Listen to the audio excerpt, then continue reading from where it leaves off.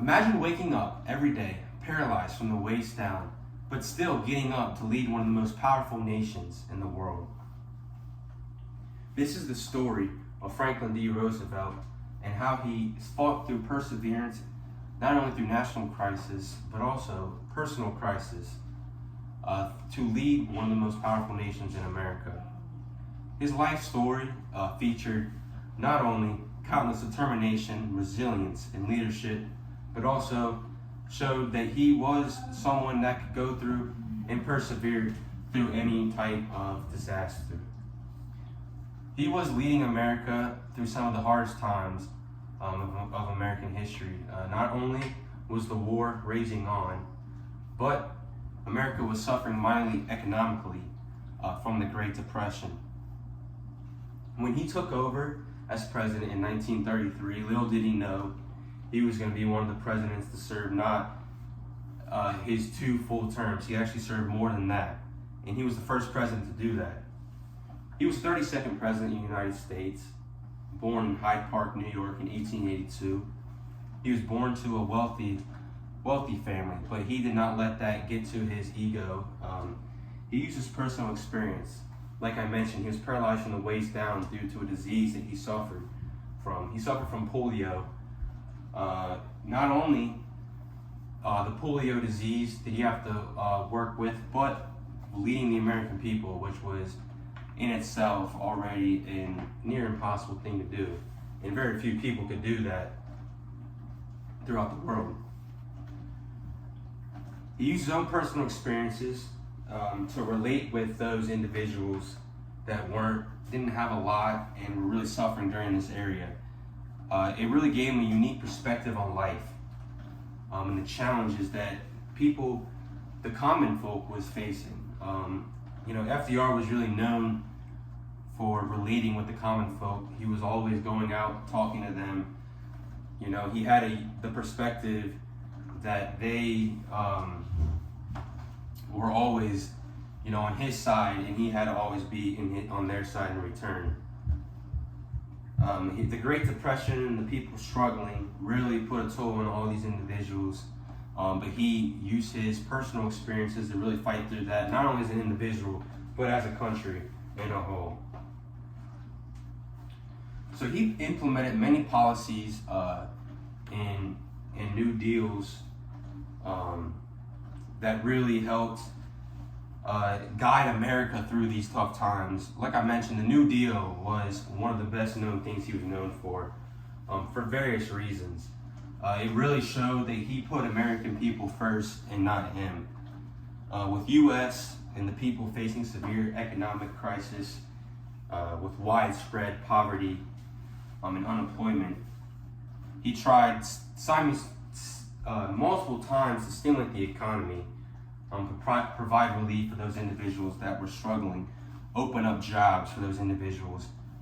With that being said, speaking of the jobs, he started the Civilian Conservation Corporation. This was a thing set up. It was set up to give young men, individuals who were looking for jobs, construction jobs, conservation jobs, stuff that they could use to work to put food on the table for their families at a time when they really didn't have any other way to do it. He also made various significant financial reforms, of course, with the Great Depression going on. He did something, started the Federal Deposit Insurance Corporation. So at the time with the Great Depression going on, when people would go to the bank, they put their money in. The bank would end up losing the money, and when people would come back to get their money, the bank would be like, "We can't pay you back for your fees." So what FDR did is he worked to, establish a rule or some that insured these people's money. So when they put it in the bank, they made sure that they weren't scared, that they weren't going to lose their money, that they know they could come back the next week and regain the money that they put in. He was a very smart person when you really think about it. Of course, you had to be smart to lead the country, but it was smart. It was smart in the sense that it really was. He had the mind of the common person. He kept them in his thoughts and made sure that he did everything for the sake of them and not for him.